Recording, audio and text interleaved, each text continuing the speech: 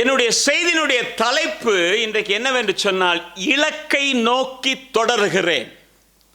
ஒரு இடம் இருக்கிறது, அதை பார்த்து ஓடுகிறேன், அதற்காக பிரயாசப்படுகிறேன், அதற்காக செயல்படுகிறேன். எனக்கு அருமையான கர்த்தருடைய பிள்ளை, அன்பான தேவ ஜனமே, நாம் அநேகரிடத்திலே கேட்கும் பொழுது அவர்கள் நம்மோடு கூட பகிர்ந்து கொள்கிற ஒரு சாட்சி இருக்கும் என்று சொன்னால், நான் என்னுடைய 16 வயதிலிருந்தே கர்த்தரை அறிந்தேன், தெரிந்து கொண்டேன் என்று சொல்லுவாங்க. கர்த்தரை தெரிந்து கொண்டேன் என்று சொல்வார்கள். நான் கர்த்தரை ஏற்றுக்கொண்டேன் என்று சொல்லுகிறதை விட கர்த்தரை நான் தெரிந்து கொண்டேன் என்று சொல்லுவார்கள்.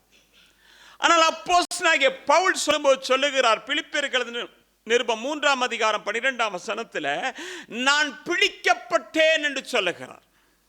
நான் எங்கேயோ போய் கொண்டிருந்தேன், அந்த வழியிலே கர்த்தர் என்னை பிடித்தார் என்று சொல்லுகிறார்.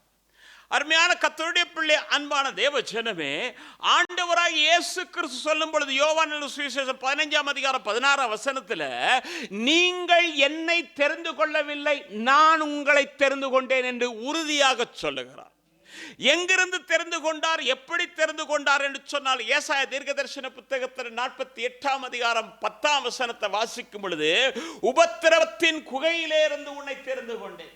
பலவிதமான உபத்திரவங்கள், பிரச்சனைகள், போராட்டங்கள், மனம் நொந்து போன நேரங்களில், தனிமை நேரத்தில் தேவன் நம்மை தெரிந்து கொண்டார். தாயின் கருவிலே தெரிந்து கொண்டார், ஊளையிடுகிற வனாந்தரத்திலே தெரிந்து கொண்டார் என்று சொல்லி பார்க்கிறோம். அருமையான கர்த்தருடைய பிள்ளை, அன்பான தேவ ஜனமே, ஆண்டவர் சொல்றாரு, நீ தூக்கி எறியப்பட்டு மிதிக்கப்படுகிறதுக்கு ஏதுவாக கிடந்தாய். உப்பால் நீ சுத்திகரிக்கப்படவில்லை, இரத்தம் உன்னுடைய சரத்திலிருந்து அதை கழுவல்ல, உனக்கு வஸ்திரம் இல்லாமல் இருந்தது, நான் உன்னை சுத்திகரித்து உனக்கு வஸ்திரம் கொடுத்தேன் என்று சொல்லி நீங்க பார்ப்பீங்க. நான் எசேக்கியேல் தீர்க்கதரிசன புத்தகத்தில் 16ஆம் அதிகாரம் 6ஆம் வசனத்தில் வாசிக்கலாம். எனக்கு அருமையான கர்த்தருடைய பிள்ளை, அன்பான தேவ ஜனமே, நானும் நீங்களும் கூட ஒரு காலத்தில் எப்படி இருந்தோம் என்று சொன்னால், மற்றவர்களால் புறக்கணிக்கப்பட்டு, நாம் விரட்டப்பட்டு, நாம் ஏற்றுக்கொள்ளப்பட முடியாதவர்களாக, ஏதோ ஒரு காரணத்தினாலே ஒதுக்கப்பட்டவர்களாய் கூட இருந்திருக்கலாம்.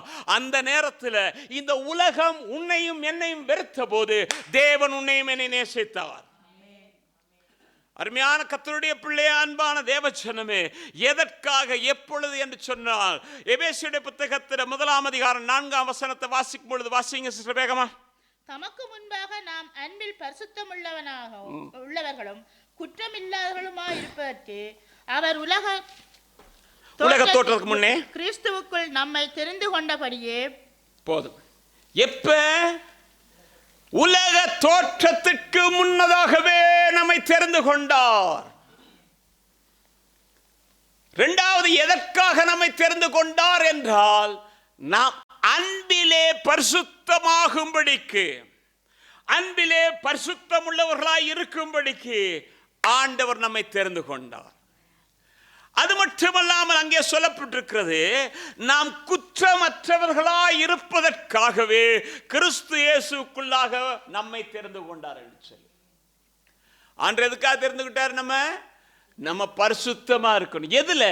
அன்பிலே பரிசுத்தம் உள்ளவர்களாய் இருக்கவும், குற்றமற்றவர்களாய் இருக்கவும் ஆண்டவர் உலக தோற்றத்துக்கு முன்பதாகவே உங்களையும் என்னையும் கர்த்தர் தெரிந்து கொண்டார். எங்க இருந்தாரு? உபத்திரவத்தின் குகை, புறக்கணிக்கப்பட்ட நிலைமை, இப்படி எல்லாம் இருக்கும் போது ஆண்டவர் தெரிந்து கொண்டதன் நோக்கம் என்ன? ரெண்டாவது பார்த்தீங்கன்னாக்கும், ஆண்டவர் சும்மா யாரையும் தெரிந்து கொள்ளல.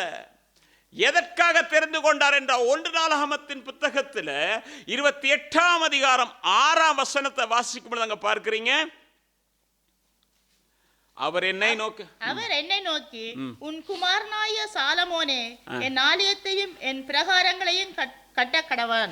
அப்ப நம்ம எப்படி ஆண்டவரை தெரிந்தெடுத்தார், எப்படி தெரிந்தெடுத்தார் என்று சொன்னார், குமாரனும் குமாரத்தியுமாக தெரிந்தெடுத்தார். எதற்காக என்றால், அவருடைய ஆலயத்தை கட்டும்படிக்கு நம்மை தெரிந்து கொண்டார். ஆலயம் என்று சொல்லும் பொழுது நாம் அறிந்திருக்கிறோம், நாம் கூடி ஆராதிக்கிற இடம் ஒரு ஆலயம். வேதம் சொல்லுகிறது, நீங்களே ஜீவனுள்ள தேவனுடைய ஆலயமாய் இருக்கிறீர்கள் என்றும், தேவ ஆவியானவர் உங்களுக்குள்ளே வாசம் பண்ணுகிறார் என்றும் அறியாதிருக்கிறீர்களோ?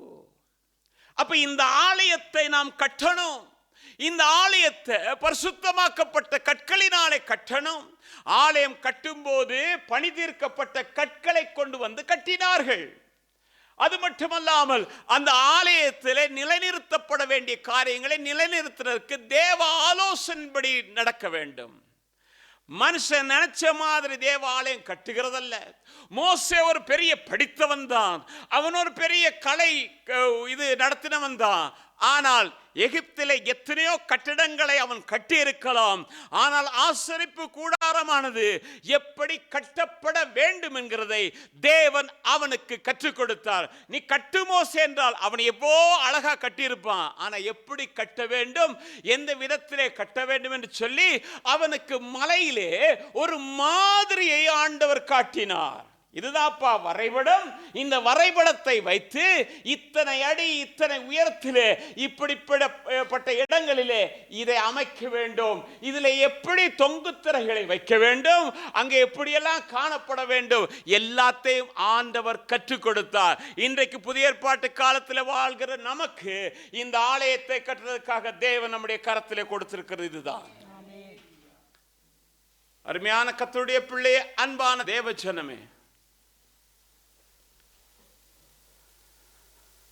அருமையான கர்த்தருடைய பிள்ளை, அன்பான தேவஜனமே, அப்ப இந்த ஆலயத்தை நாம் நினைத்த பிரகாரமாக கற்றதல்ல, நாம் எப்படியெல்லாம் நினைக்கிறோமோ அப்படி கற்றதல்ல.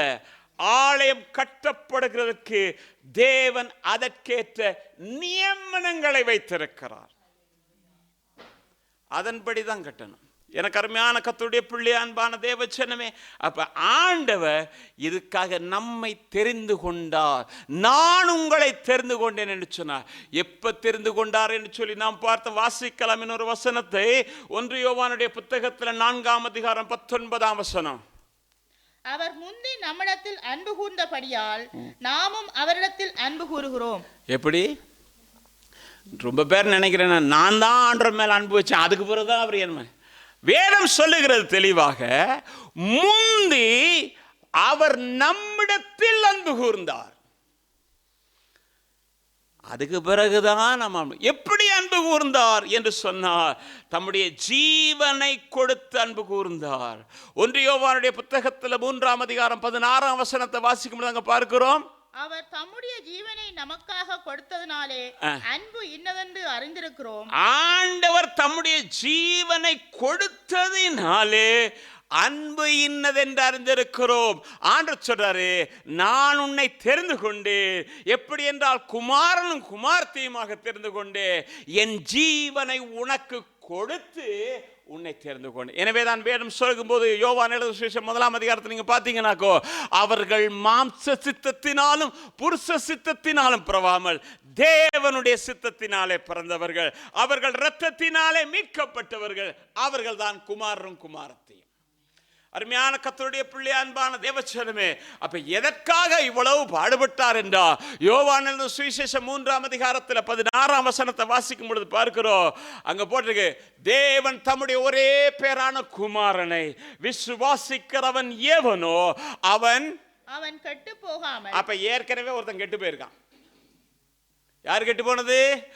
ஆதாம் கெட்டு போனான்.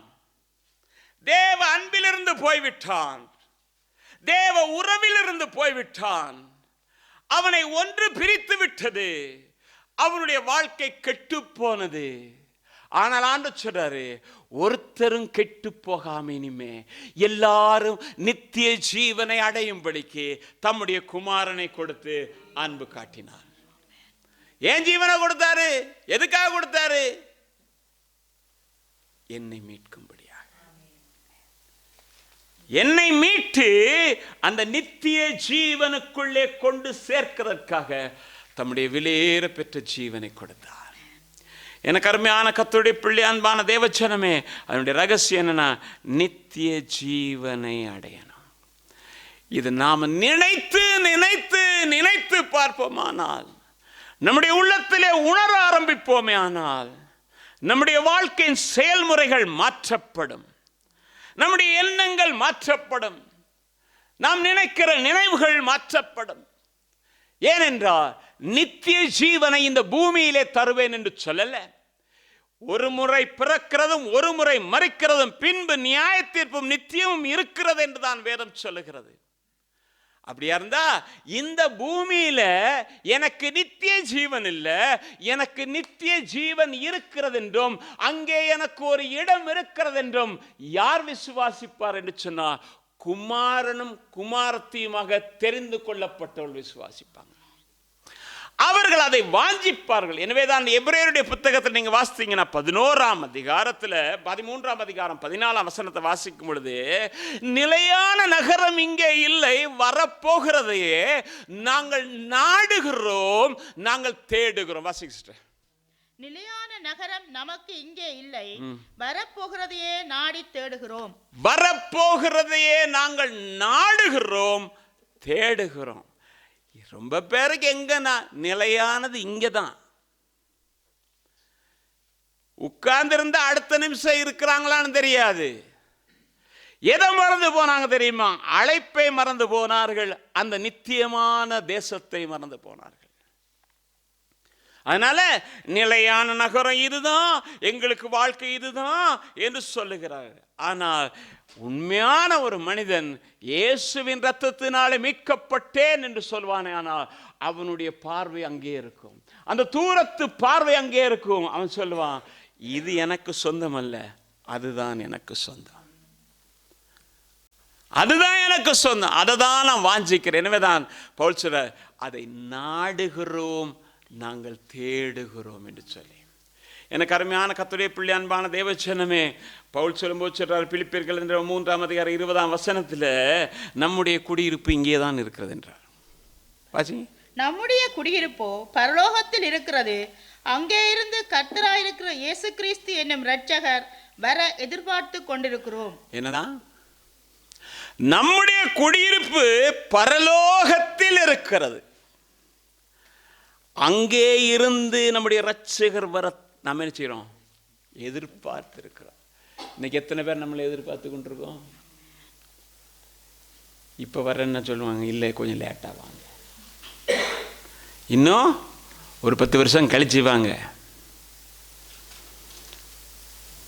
ஆனால் யோவான் சொன்ன, ஆமேன் கர்த்தாவே பாரும், நான் ஆயத்தமாக இருக்கிறேன்.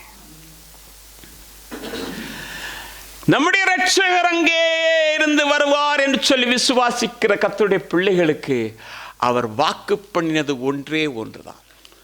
உனக்கு இந்த உலகத்திலே செல்வந்தனாக நான் வாழ வைப்பேன், 4 வீடு 7 கார் வாங்க வைப்பேன் சொல்லல, நித்திய ஜீவனை அளிப்பேன் என்பதை அவர் நமக்கு கொடுத்த வாக்கு தத்தம் என்று யோவான் சொல்லுகிறார். வாசிக்கலாம் 1 யோவான் 2ஆம் அதிகாரம் 25ஆம் வசனம். நித்திய ஜீவனை அளிப்பேன் என்று என்கிற அவர் நமக்கு செய்த வாக்கு தத்தம். நித்திய ஜீவனை அளிப்பேன் என்பதே அவர் நமக்கு செய்த வாக்கு தத்தம்.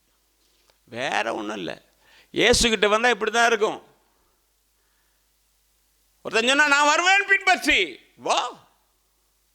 என்ன சொன்னாரு? நரிகளுக்கு குழிகள் உண்டு, ஆகாயத்து பறவைகளுக்கு கூடு உண்டு, ஆனால் எனக்கு தலை சாய்க்க இடமில்லை. சரி, நான் போயிட்டு வரேன். வந்து என்னத்தை தெரியுமா, ஒரு 4 வீடு வாங்கலான்னு. இயேசுவை ஏற்றுக்கொண்டீங்க, ஆனால் விசுவாசிகள் அப்படிப்பட்டவங்க இல்லைன்னு. நான் இயேசுவை ஏற்றுக்கொண்டதுக்கு காரணம், அவர் என் மேல் அன்பு கூர்ந்தார், அதன் பிறகு நான் அன்பு கூர்ந்தேன், அவர் வாக்குப்படி நித்திய ஜீவனுக்காக. எனக்கு அருமையான கர்த்தருடைய பிள்ளை, அன்பான தேவச்சனமே, அப்போ வாக்கு பண்ணினவங்க உண்மையிலே அதை விசுவாசிக்கிறவங்க எப்படி இருப்பாங்க அப்படின்னா, எபிரேயருடைய புத்தகத்தில் 11ஆம் அதிகாரம் 13, 14 வாசிங்க. இவர்கள் எல்லாரும் வாக்குத்தத்தம் பண்ணப்பட்டவைகளை அடையாமல் தூரத்திலே அவைகளை கண்டு நம்பி அணைத்து கொண்டு பூமியின் மேல் தங்களை அந்நியரும் பரதேசிகளும் என்று அறிக்கையிட்டு விசுவாசத்தோட மரித்தார்கள். இப்படி அறிக்கையிடுகிறவர்கள் சுய தேசத்தை நாடி போகிறோம் என்று தெரியப்படுத்துகிறார்கள். நம்மள பார்த்து நாடுகிறோம், தேடுகிறோம். இங்க நாம் பார்த்தா, இவர்கள் எல்லாரும் வாக்குத்தத்தம் பண்ணப்பட்டதை அடையாமல் தூரத்திலே அதை கண்டு அணைத்து கொண்டு பூமியிலே தங்களை அந்நியர் என்று அறிக்கை செய்தார்கள். அப்படிதானே? இந்த தேசம் சொந்தமல்ல, இது எங்களுக்கு நிலையானதல்ல. லோத்தும் ஆபிரகாமும் வந்தார்கள். 2 பேரையும் கர்த்தர் ஆசீர்வதித்தார். ஒரு இடத்துல வந்தவுடனே ஆபிரகாம் பார்த்து சொல்லுகிறான், லோத்து, நாம் சகோதரர்கள். நீ வலது பக்கம் போனா நான் இடது பக்கம் போறேன். அப்படிதானே சொன்னா? நீ மேற்கே போனா விட்டு கொடுக்கிற பெரிய மனம் இல்லைண்ணே, நீங்க சொல்லுங்க, நீங்க எங்க போறீங்களோ நான் அதுக்கு பிறகு பார்த்து. அப்படி சொன்னானே, ஏறெடுத்து பார்த்தான். என்ன அழகா பச்சை பச்சை பச்சை, அதுக்கு பின்னால என்ன அழிவு இருக்குன்னு அவனுக்கு தெரியல.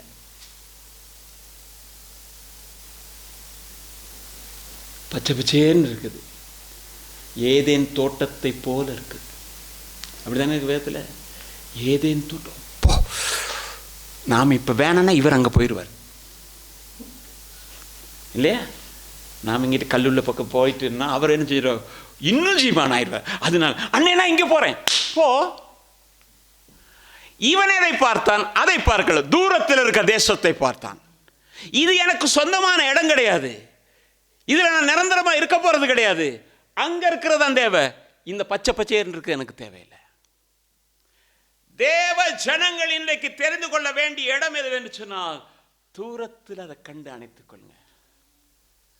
பாடும்போது பக்தர் பாடின, தூரத்திலே பரலோகம், அங்கே தேவதூதர் பாடும் சத்தம் கேட்குது, இங்க கேட்காது. இங்க ஐயோ ஐயோ ஐயோ ஐயோ நெருப்பு வந்துருச்சு நெருப்பு வந்துருச்சுன்னு ஓடுது மேல. தூரத்திலே அவைகளை கண்டு அணைத்துக் கொண்டு பூமியிலே தங்களை அந்நியர் பரதேசியமாய் ஒரு குறிப்பிட்ட காலம் தான் நமக்கு கர்த்தர் கொடுத்திருக்கிறார். ஒரு குறிப்பிட்ட காலம், அதுக்கடையில் நன்மையானதை தெரிந்து கொள்ள கர்த்தர் நம்ம ஒருவருக்கு உதவி செய்வார். மோசே சொல்லும்போது சொன்னா 2-3 நாள் வச்சுக்கிறேன் தெரிந்து கொள்ள, அப்படிதான் சொன்னா 2-3 நாள் வைக்கிறேன். தெரிந்து கொள்ளுகிறது நம்முடைய வேலை. ஏனென்றால் சுய சித்தத்தை கர்த்தர் நமக்குள்ளே வைத்திருக்கிறார். சுய சித்தது நமக்குள்ள வச்சுக்கிறார். பாவம் வாசல் படியில் தான் படுத்திருக்கோம். சுய சித்தம் அதை மேற்கொள்ள வேண்டாம். எனக்கு அருமையான கர்த்தருடைய பிள்ளை, அன்பான தேவஜனமே, அப்படியா இருந்தா பேதுரு இதை குறித்து கொஞ்சம் இப்படி பேசுகிறார். எப்படி தெரியுமா? வாசிங்க 2 பேதுரு 19:14. இந்த கூடாரத்தில் நான் இங்கு இருக்கும் அளவும் உங்களை நினைப்பூட்டி எழுப்பி விடுவது நியாயமென்று எண்ணுகிறேன். 13 வாசிங்க சார். நம்முடைய கர்த்தராகிய இயேசு கிறிஸ்து எனக்கு அறிவித்தபடி நான் என் கூடாரத்தை விட்டு போவது சீக்கிரத்தில் நேரிடும் என்று அறிந்து. என் கூடாரத்தை விட்டு என்ன செய்வேன்? எந்த கூடாரம்? சரீரமாகிய கூடாரத்தை விட்டு சீக்கிரத்தில் போயிடும். யார் அறிவிச்சா?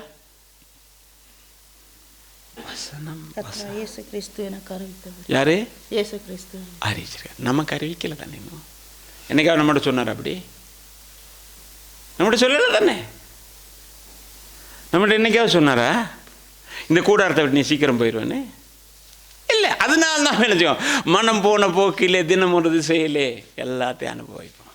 அவர் என்னைக்கு சொல்றாரோ அன்றைக்கு நாம் என்ன செய்வோம்? ஆயத்தப்படுவோம். அதுக்கு தான் இங்கே எழுதி வச்சிருக்காரு. இதை நினைப்பூட்டி எழுதுகிறேன் என்று சொல்றான் பேதுரு. நான் போயிருவேன், ஆனா தொடர்ந்து வர்ற நீ அதை பார்த்துக்க, இது உனக்கு கொடுக்க. எனவேதான் பவுல் சொல்றாரு, எனக்காக வைக்கப்பட்டிருக்கிற நீதியின் கிரீடத்தை நான் சுதந்திரிக்க போடுகிறேன். எனக்கு மட்டுமல்ல யாரெல்லாம் வாஞ்சிக்கிறோம் அவங்களுக்கு நான் கொடுப்பிட்டேன். அருமையான கர்த்தருடைய பிள்ளை, அன்பான தேவஜனமே, அப்போ இந்த கூடாரத்தை விட்டு சீக்கிரமாக போகிறது உண்மைதான். ஆனால் இந்த கூடாரத்தில் இருக்க வரைக்கும் நமக்கு பல போராட்டங்கள், பிரச்சனைகள் இருந்து தான் ஆகும். வேதம் தெளிவாக சொல்கிறது, அன்றையும் கிறிஸ்து இயேசுக்குள்ளே தேவ பக்தியாய் நடக்க மனதாய் இருக்கிற யாவரும் துன்பப்படுவார்கள். நான் ஆண்டரை ஏற்றுக்கிட்டேன், எனக்கு ஒன்றுமே வரக்கூடாது, சில அப்படி போதனைலாம் இருக்குது. நீங்கள் ஏற்றுக்கிட்டால் அந்த உங்களுக்கு இந்த உலகத்தில் வியாதி வராது, உங்களுக்கு பிரச்சனை வராது, உங்களுக்கு போராட்டம் வராது, உங்களுக்கு தோல்வி வராது. கல்லெறிஞ்சு கொள்ளணும். இது எங்களுக்கும் சொல்ல தெரியும். நீங்கள் ஆண்டவரை ஏற்றுக்கிட்டீங்களா, உங்களுக்கு ஒண்ணுமே நடக்காது. ஆனா வேதம் சொல்லுது, ஆண்டவர் நீ என்னைக்கு ஏற்றுக்கிட்ட அன்னையிலிருந்து தான் இப்போ உனக்கு பிரச்சனை. அன்னையிலிருந்து தான் உனக்கு பிரச்சனை தொடங்குச்சு. ஆனால் ஒன்று, நமக்கு பிரச்சனைகள், வியாதிகள், போராட்டங்கள் எது வந்தாலும் தேவனுடைய பலமான கரம் அங்கே இருப்பதை தேவன் உறுதிப்படுத்துவார் என்கிறது தான் சத்தியம். அப்படியா இருந்தா கொரிந்தியருக்கு எழுதும் பொழுது பவுல் எழுதுறாரு எப்படி தெரியுமா? 2 கொரிந்தியர் 5ஆம் அதிகாரம் 4ஆம் வசனத்துல, இந்த கூடாரத்தில் இருக்கிற நாம் பாரம் சுமந்து தவிக்கிறோம். இந்த போர்வையை களைந்து போட வேண்டும் என்று விரும்பாமல் மரணமானது ஜீவனினாலே விழுங்கப்படத்தக்கதாக போர்வையை தரித்தவர்களாயிருக்கணும். அப்படிதானே? இந்த கூடாரத்தில் இருக்க வரைக்கும் எனக்கு பிரச்சனை, போராட்டம் எல்லாம் இருக்குது. மரணமானது ஜீவனாலே போர்வையை தடித்தவர்களாக இருக்க வேண்டும் என்று விரும்புகிறேன். நான் விரும்பினதான். எனக்கு அருமையான கர்த்தருடைய பிள்ளை, அன்பான தேவ ஜனமே, ஏனென்றால் 2 கொரிந்தியர் புத்தகத்தில் 5ஆம் அதிகாரம் 2ஆம் வசனத்தில் அவர் சொல்லும்போது சொல்றாரு, ஏனெனில் இந்த கூடாரத்தில் நாம் தவித்து நம்முடைய பரம வாசஸ்தலத்தை தரித்துக்கொள்ள மிகவும் வாஞ்சை உள்ளவர்களாக இருக்கிறோம். அவர் சொன்னார் கூடாரத்தை விட்டு போனாரு. இவர் சொல்ற கூடாரத்தில் இருந்த பிரச்சனைன்றாரு, போராட்டம் எல்லாம் வரும். எதுக்காகனா பரம வாசஸ்தலத்தை சுதந்திரிக்கிறதுக்காக. இது வேற எந்த புத்தகத்தில் எழுது, இங்க எழுதுறது தான். இதை தான் சொல்லிக்கிட்டு இருக்கோம். நான் இந்த உலகத்தில் பலவிதமான பிரச்சனைகள், போராட்டங்களை சந்தித்தாலும் எனக்கென்று கண்ணீர் இல்லாத, துக்கம் இல்லாத, சந்தோஷமான ஒரு வாசஸ்தலம் இருக்கிறது. நித்திய காலமாய் அங்கே எனக்கு சந்தோஷம் இருக்கும். அதை வாஞ்சிக்கிற என் வாழ்க்கையில இங்க என்ன போராட்டம் வந்தா என்ன பிரச்சனை வந்தேன்னா அது. அப்ப அதுக்காக நான் ஒரு வேலை செய்யணும். தெரியுமா? கலாத்தியருடைய புத்தகத்தில் வாசிங்க, 6ஆம் அதிகாரம் 14ஆம் வசனம். நானோ நம்முடைய கர்த்தராகிய இயேசு கிறிஸ்துவின் சிலுவையை குறித்தே அல்லாமல் வேறொன்றையும் குறித்து மேன்மை பாராட்டாத இருப்பேனாக. நல்ல அடுத்தது கவனிச்சுக்கோங்க. அவரால் எனக்கு உலகம் சிலுவையில் அறையுண்டிருக்கிறது. நானும் உலகத்திற்கு சிலுவையில் அறையுண்டிருக்கிறேன். என்னது இது? நம்ம இந்த உலகத்தில் தானே இருக்கிறோம். இந்த உலகத்தில் எப்படிங்க என்ன கொண்டு போய் சிலுவையில் இருக்கு? நாங்களும் மற்றவங்க மாதிரி வாழக்கூடாதா? மற்றவங்க மாதிரி பேசக்கூடாதா? மற்றவங்க மாதிரி போகக்கூடாதா? இருக்கக்கூடாதா? நான் கிறிஸ்துவோடு கூட சிலுவையில் அறையப்பட்டேன் என்றால் இனி நான் அல்ல, கிறிஸ்து என்னிலே பிழைத்திருக்கணும். அப்ப உலகத்துக்காக நான் சிலுவையில் அறையப்பட, உலகம் எனக்கு சிலுவையில் அறையப்பட்டுச்சு. இப்போ இனிமே ஒண்ணுமே கிடையாது. நான் இப்ப வேறு. அப்ப நான் உலகத்துக்கு உரியவன் அல்ல. நீங்க உலகத்துக்கு சொல்லுங்க, பேசுறதானே, அங்க ஒண்ணும் தெரியாது. என்னது? உலகத்துக்கு உரியவர்கள் அல்ல. அப்ப நாம் உலகத்திலிருந்து வேறு விரிக்கப்பட்டவர்கள், தேவனுக்குரியவர்கள். அதுதான் சொல்லும்போது சொல்றாரு, யோவான் சொல்லும்போது சொல்றாரு, 1 யோவானுடைய புத்தகம் 4ஆம் அதிகாரம் 5ஆம் வசனத்துல, அவர்கள் உலகத்துக்குரியவர்கள். நல்ல கவனிங்க, அவர்கள் உலகத்துக்கு உரியவர்கள் ஆகையால் உலகத்துக்கு உரியவர்களை பேசுகிறார்கள், உலகமும் அவர்களுக்கு செவி கொடுக்கும். என்னது? அவர்கள் ஆகையால் உலகத்துக்குரியவைகளையே பேசுவாங்க.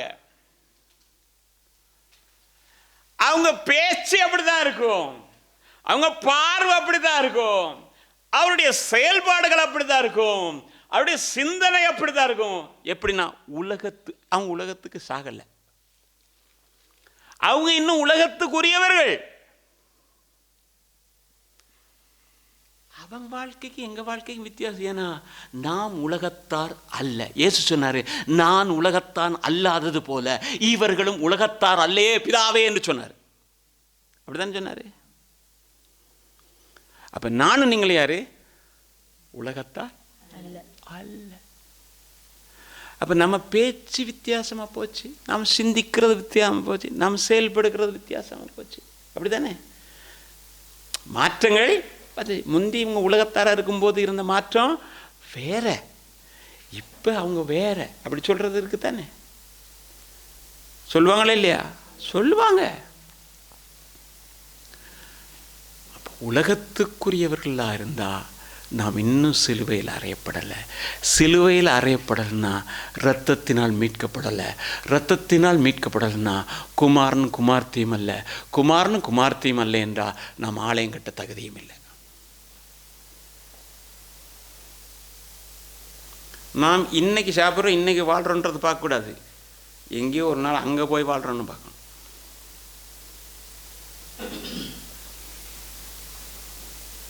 அருமையான கர்த்தருடைய பிள்ளை, அன்பான தேவச்சனமே, அப்படியா இருந்தால் உலகத்துக்குரியவன் அல்ல என்று சொன்னால் ஜெயம் பெற்றவனாக அவன் வாழுகிறான். அந்த ஜெயம் பெற்றவன் யார் தெரியுமா? 1 யோவான் 2:16 சொல்லுது. வாசிங்க. ஏனெனில் மாம்சத்தின் இச்சையும் கண்களின் இச்சையும் ஜீவனத்தின் பெருமையுமாகிய உலகத்தில் உள்ளவைகள் எல்லாம் பிதாவினால் உண்டானவைகள் அல்ல, அவைகள் உலகத்தினால் உண்டானவைகள். என்னதான் இதெல்லாம்? யாரால? எது? கண்களின் இச்சை, மாம்சத்தின் இச்சை. ரெண்டு பரவாயில்ல, ஒரு அளவு சமைச்சிக்க. 3வது என்னது? ஜீவனத்தின் பெருமை. அதுதானேங்க பெரிய தொல்லை. அதுதானே பெரிய தொல்லை. இன்னைக்கு ரொம்ப இடத்துல அதே தான். அரசியல்வாதி பேசும்போது சொல்கிறான், என்ன மதிக்கலைன்றான், அதனால நான் அடுத்த கூட்டத்துக்கு வரமாட்டேன்றான்.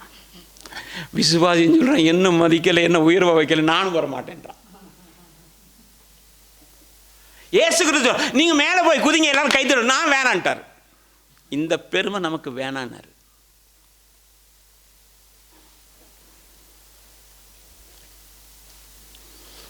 ஜீவனத்தின் பெருமை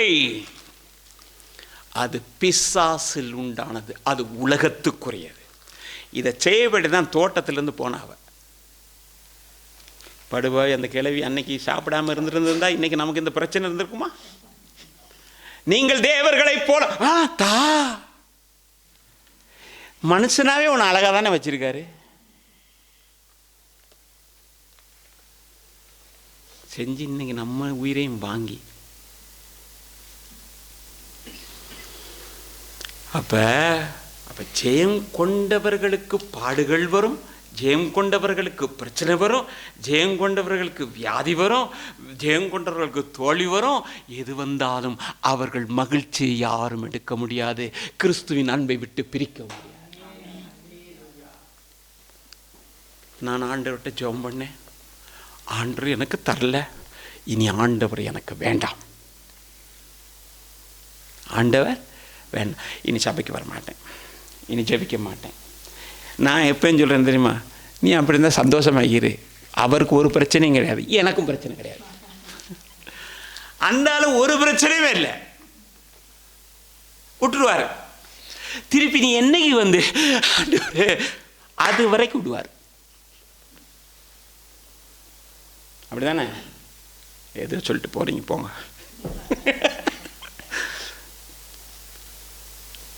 அப்ப ஜெயம் கொண்டவர்கள் எப்படி இருப்பாங்கன்னா, அவங்களுக்கு போராட்ட துன்பம் வரும் பொழுது பவுல் சொல்லும்போது சொல்றார், ரோமர் எழுதின 8:36-39 வரைக்கும் வாசிங்க சிஸ்டர், வேகமா நேரமா. கிறிஸ்துவின் அன்பை விட்டு நம்மை பிரிப்பவன் யார்?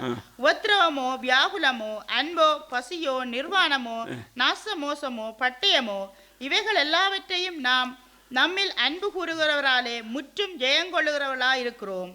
மரணமானாலும் ஜீவனானாலும் தேவதூதர்களாலும் வருங்காரியங்களானாலும் உயர்வானாலும் தாழ்வானாலும் வேறு எந்த சிருஷ்டியானாலும் கிறிஸ்துவின் அன்பை விட்டு என்னை பிரிக்கிறது யார்? கிறிஸ்துவின் அன்பை சாதாரணமா ஒரு வயிற்று வலி வந்தாலே அன்பு போயிடுச்சு. நான் எத்தனை முறை டாக்டர்கிட்ட போனேன், டாக்டர் இதுவரைக்கும் கண்டுபிடிக்கலனாரு. ஜெபம் பண்ணேன், உபவாசம் பண்ணேன், மெலிஞ்சு தான் போனேன்.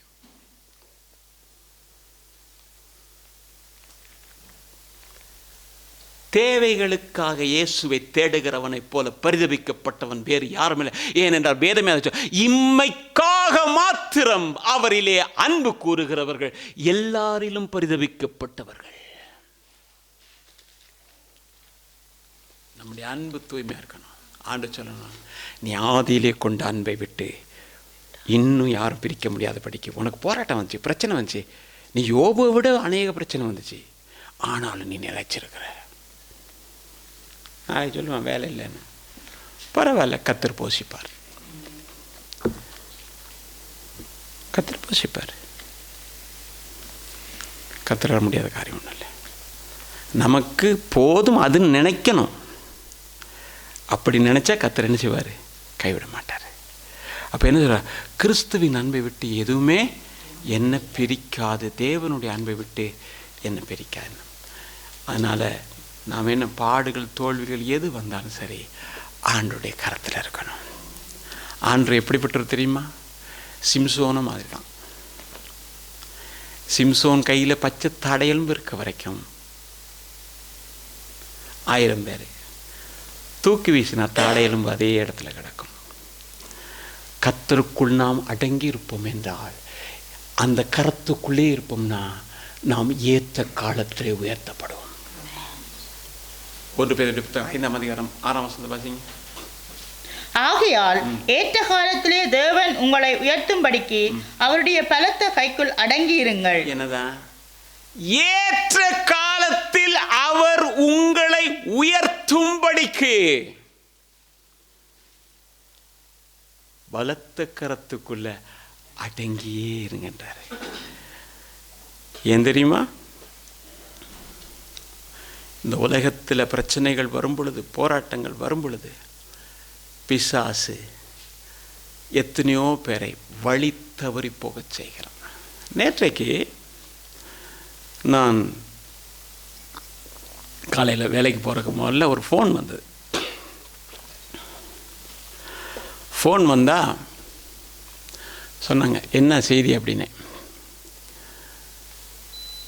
பட்டதாரியாகிய மாணவி தற்கொலை செஞ்சு, எங்களுக்கு பட்டதாரியாகிய மாணவி அதான் தற்கொலை.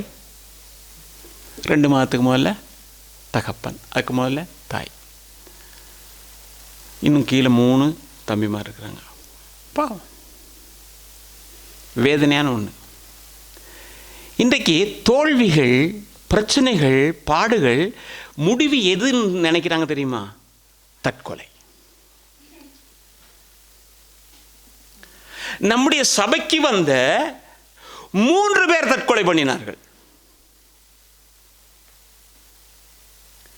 இன்னொருவரை நானும் சகோதரியும் ஹாஸ்பிட்டலுக்கு போனோம். இவங்க எல்லாம் ரட்சிக்கப்பட்டவங்க. எனக்கு அவர் போதிக்கிறாரு, நான் கேட்டுக்கிட்டேன். ஞாயிற்றுக்கிழமை கீழே விழுந்தார். தற்கொலை முடிவு கேட்டேன்னதான் மன அழுத்தம். எங்கிருந்து மன அழுத்தம் வந்தது? வேதம் அப்படி சொல்லலையே. வேதம் அப்படி சொல்லலை. நீங்கள் வேதத்தில் பார்க்கும் பொழுது ஒரு காரியத்தை தெரிஞ்சுக்கணும். என்ன தெரியுமா? பிசாசு ஒரு காரியத்தை செய்கிறான். எப்பொழுது பழிவாங்கி அவனை நான் என் பக்கம் இழுத்துக் கொள்ள வேண்டுமோ என்று துடிக்கிறான். யாரை விழுங்கலாமோ என்று வகை தேடி சுற்றி திரிகிறான் என்று வேதம் சொல்லுகிறது. எதுக்கு? டக்குன்னு இழுத்துக்கிறது. நீங்கள் 1 Peter 5:8 தெளிந்த புத்தியுள்ளா இருங்க, விழித்திருங்கள், ஏனெனில் உங்கள் எதிராளியான பிசாசான் கட்சிக்கிற சிங்கம் போல யாரை விழுங்கலாமோ என்று வகை தேடி சுற்றி திரிகிறான். அது ஒரு ஆவியின் போராட்டம். நீங்க நியாயாதிபதிகளுடைய புத்தகத்தில் 16:16 வாசித்தீங்கன்னாக்கோ, சாகத்தக்கதாக அவன் ஆத்துமா விசனப்பட்டது என்று எழுதப்பட்டிருக்கிறது. எந்த நேரம் அது சொல்லும், நீ என்னத்துக்கு உயிரோடு இருக்க, நீ என்னத்துக்கு உயிரோடு இருக்க, என்னது? அந்த பிள்ளையோட வாழ்க்கை எவ்வளவு பரிதாபம்.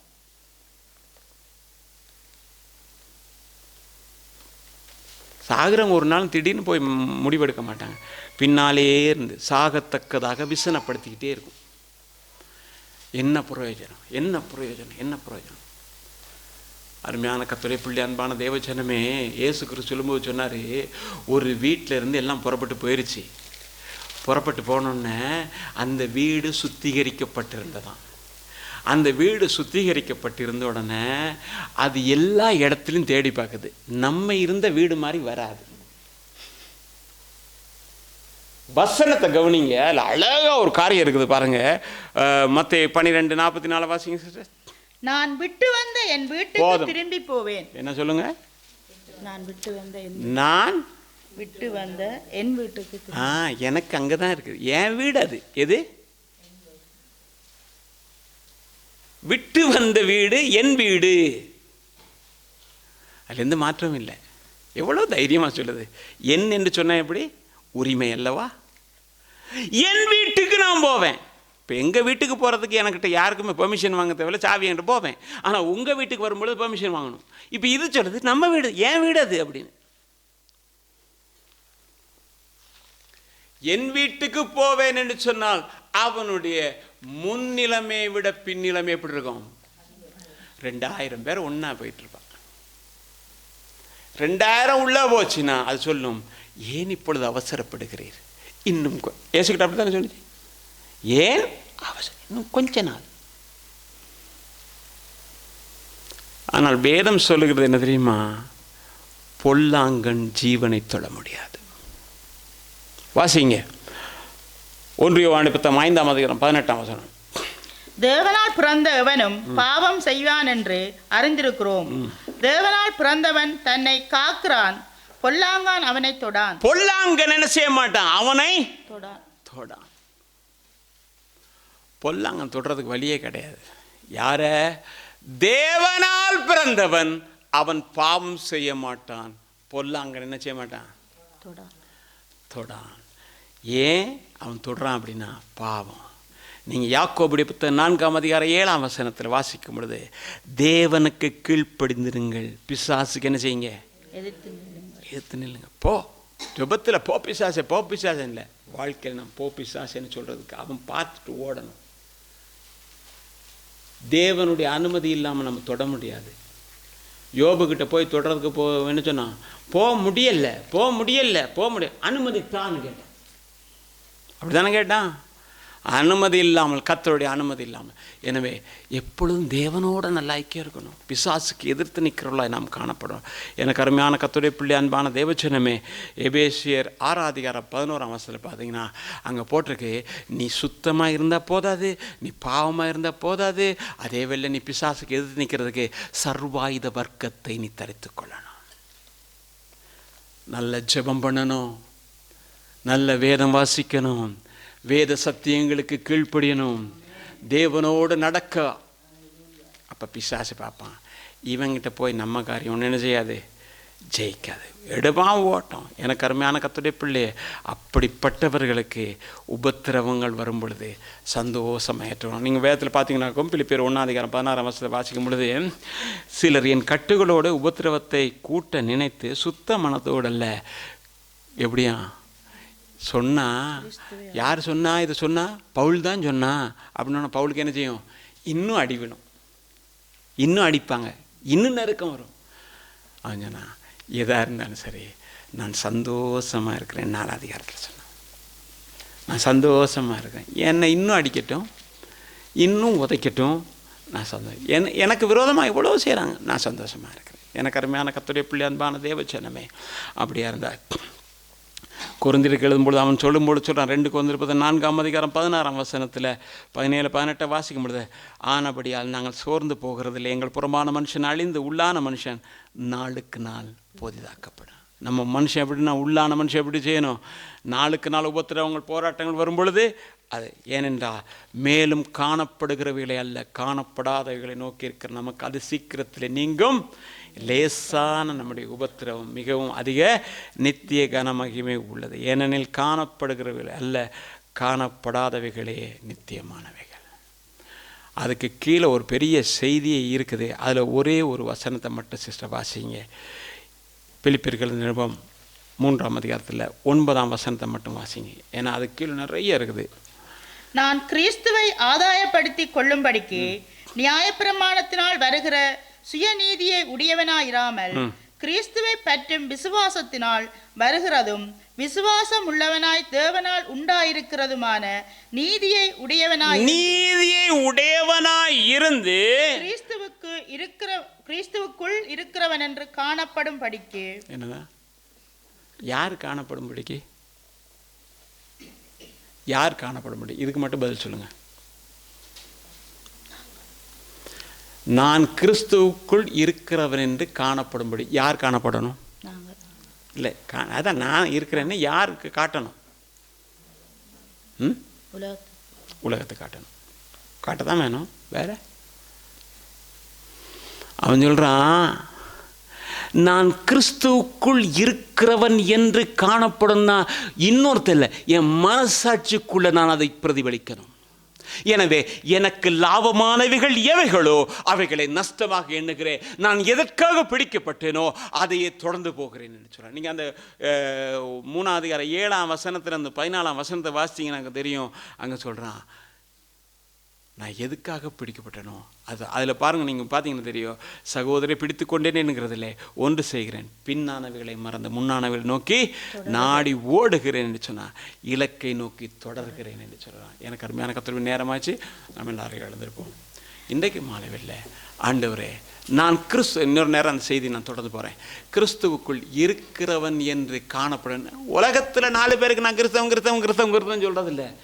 என் மனசாட்சி என்னை குறித்து சாட்சி கொடுக்கணும். நான் கிறிஸ்துக்குள் எனக்கு லாபமாக இருந்தது, நான் அதில் பிறந்தவன் இதில் பிறந்தவன் அப்படி பிறந்தேன் இப்படி பிறந்தேன் அதெல்லாம் இருந்தது, எல்லாத்தையும் விட்டுட்டான். ஏனென்றால் கிறிஸ்துவை ஆதாயப்படுத்துறது இல்லாமல் வேறு ஒன்று எனக்கு தேவையில்லை. எல்லாரும் எழுந்திருப்போமா? முடிப்போம்.